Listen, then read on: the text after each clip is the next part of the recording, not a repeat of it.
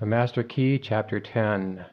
If you get a thorough understanding of the thought contained in Part 10, you will have learned that nothing happens without a definite cause. You will be enabled to formulate your plans in accordance with exact knowledge. You will know how to control any situation by bringing adequate causes into play. When you win, as you will know exactly why. The ordinary man, who has no definite knowledge of cause and effect, is governed by his feelings and emotions. He thinks chiefly to justify his action. If he fails as a businessman, he says that luck is against him. If he dislikes music, he says that music is an expensive luxury.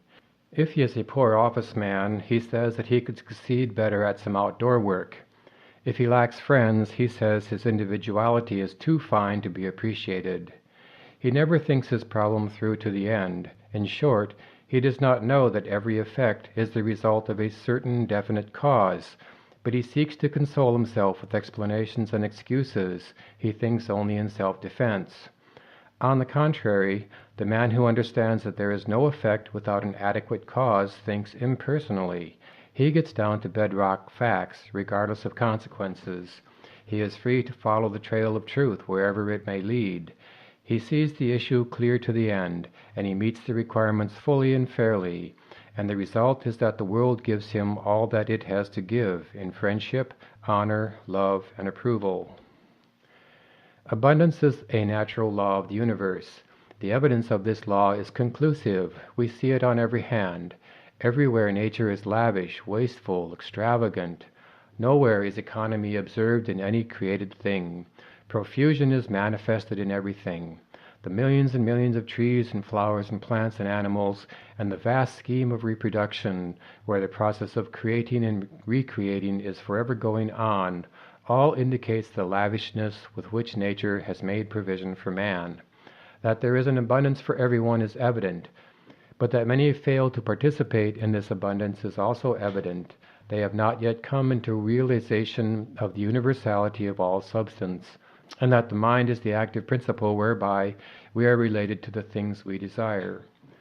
All wealth is the offspring of power. Possessions are of value only as they confer power. Events are significant only as they affect power. All things represent certain forms and degrees of power.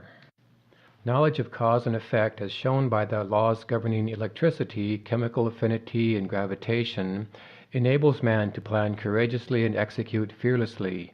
These laws are called natural laws because they govern in the physical world, but all power is not physical power. There is also mental power, and there is moral and spiritual power. Spiritual power is superior because it exists on a higher plane. It has enabled man to discover the law by which these wonderful forces of nature could be harnessed and made to do the work of hundreds and thousands of men. It has enabled man to discover laws whereby time and space have been annihilated, and the law of gravitation to be overcome. The operation of this law is dependent on spiritual contact, as Henry Drummond well says. In the physical world as we know it, there exists the organic and the inorganic. The inorganic of the mineral world is absolutely cut off from the plant or animal world. The passage is hermetically sealed. These barriers have never yet been crossed. No change of substance, no modification of environment, no chemistry, no electricity, no form of energy, no evolution of any kind can ever endow a single atom of the mineral world with the attribute of life. Only by the bending down into this dead world of some living form can those dead atoms be gifted with the properties of vitality. Without this contact with life, they remain fixed in the inorganic sphere forever. Huxley says that the doctrine of biogenesis, or life only from life, is victorious all along the line, and Tyndall is compelled to say, "I affirm that no shred of trustworthy evidence exists to prove that life in our day has ever appeared independent of antecedent life." Physical laws may explain the inorganic. Biology explains and accounts for the development of the organic. But of the point of contact, science is silent. A similar passage exists between the natural world and the spiritual world. This passage is hermetically sealed on the natural side. The door is closed. No man can open it. No organic change, no mental energy, no moral effort, No progress of any kind can enable any human being to enter the spiritual world. But as the plant reaches down into the mineral world and touches it with the mystery of life, so the universal mind reaches down into the human mind and endows it with new, strange, wonderful, and even marvelous qualities. All men or women who have ever accomplished anything in the world of industry, commerce, or art have accomplished because of this process. Thought is the connecting link between the infinite and the finite, between the universal and the individual. We have seen that there is an impassable barrier between the organic and the inorganic, and that the only way that matter can unfold is to be impregnated with life. As a seed reaches down into the mineral world and begins to unfold and reach out, the dead matter begins to live. 1,000 invisible fingers begin to weave a suitable environment for the new arrival, and as the law of growth begins to take effect, we see the progress continue until the lily finally appears, and even Solomon in all his glory was not arrayed like one of these. Even so, a thought that is dropped into the invisible substance of the universal mind, that substance from which all things are created, and as it takes root, the law of growth begins to take effect, and we find that conditions and environment are but the objective form of our thought.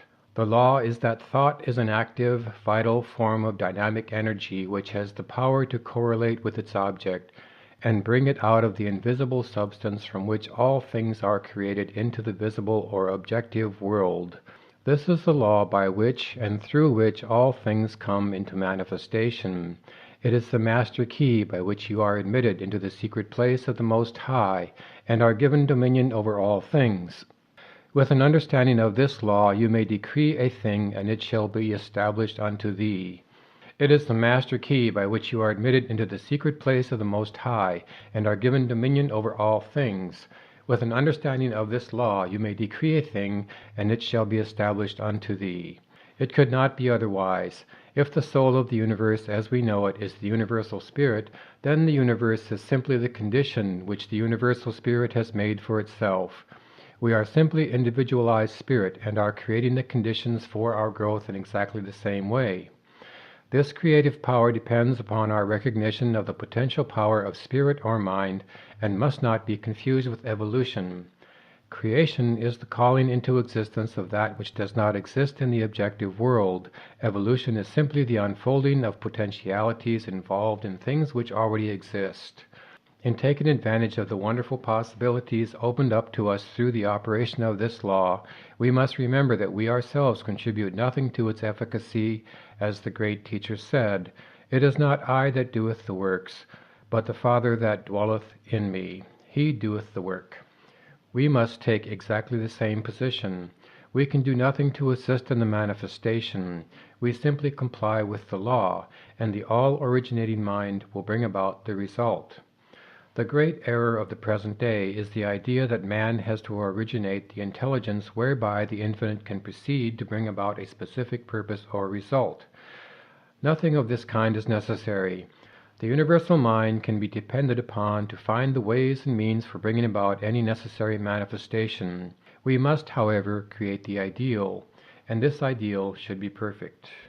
We know that the laws governing electricity have been formulated in such a way that this invisible power can be controlled and used for our benefit and comfort in 1,000 ways. We know that messages are carried around the world, that ponderous machinery does its bidding, that now illuminates practically the whole world. But we know too that if we consciously or ignorantly violate its law by touching a live wire, when it is not properly insulated, the result will be unpleasant and possibly disastrous. A lack of understanding of the laws governing in the invisible world has the same result, and many are suffering the consequences all the time. It has been explained that the law of causation depends upon polarity. A circuit must be formed. This circuit cannot be formed unless we operate in harmony with the law. How shall we operate in harmony with the law unless we know what the law is? How do we know what the law is? By study, by observation. We see the law in operation everywhere. All nature testifies to the operation of the law by silently, constantly expressing itself in the law of growth. Where there is growth, there must be life. Where there is life, there must be harmony, so that everything that has life is constantly attracting to itself the conditions and the supply which is necessary for its complete expression. If your thought is in harmony with the creative principle of nature, it is in tune with the infinite mind, and it will form the circuit. It will not return to you void.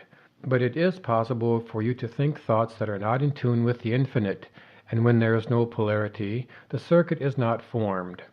What, then, is the result? What is the result when a dynamo is generating electricity, the circuit is cut off, and there is no outlet? The dynamo stops. It will be exactly the same with you. If you entertain thoughts which are not in accordance with the infinite and cannot therefore be polarized, there is no circuit. You are isolated. The thoughts cling to you, harass you, worry you, and finally bring about disease and possibly death. The physician may not diagnose the case exactly in this way. He may give it some fancy name which has been manufactured for the various ills which are the result of wrong thinking, but the cause is the same nevertheless. Constructive thought must necessarily be creative, but creative thought must be harmonious, and this eliminates all destructive or competitive thought. Wisdom, strength, courage, and all harmonious conditions are the result of power, and we have seen that all power is from within. Likewise, every lack, limitation, or adverse circumstance is the result of weakness, and weakness is simply absence of power. It comes from nowhere. It is nothing. The remedy, then, is simply to develop power, and this is accomplished in exactly the same manner that all power is developed, by exercise. This exercise consists in making an application of your knowledge. Knowledge will not apply itself. You must make an application. Abundance will not come to you out of the sky, neither will it drop into your lap, but a conscious realization of the law of attraction and the intention to bring it into operation for a certain definite and specific purpose, and the will to carry out this purpose will bring about the materialization of your desire by a natural law of transference. If you are in business, it will increase and develop along regular channels. Possibly new or unusual channels of distribution will be opened when the law becomes fully operative. You will find that the things you seek are seeking you. This week, select a blank space on the wall or any other convenient spot from where you usually sit. Mentally draw a black horizontal line about 6 inches long. Try to see the line as plainly as though it were painted on the wall. Now mentally draw 2 vertical lines connecting with this horizontal line at either end. Now draw another horizontal line connecting with the 2 vertical lines. Now you have a square. Try to see the square perfectly. When you can do so, draw a circle within the square. Now place a point in the center of the circle. Now draw the point toward you about 10 inches. Now you have a cone on a square base. You will remember that your work was all in black. Change it to white, to red, to yellow. If you can do this, you are making excellent progress and soon will be enabled to concentrate on any problem you may have in mind. When any object or purpose is clearly held in thought, its precipitation in tangible and visible form is merely a question of time. The vision always precedes and itself determines the realization. Lillian Whiting.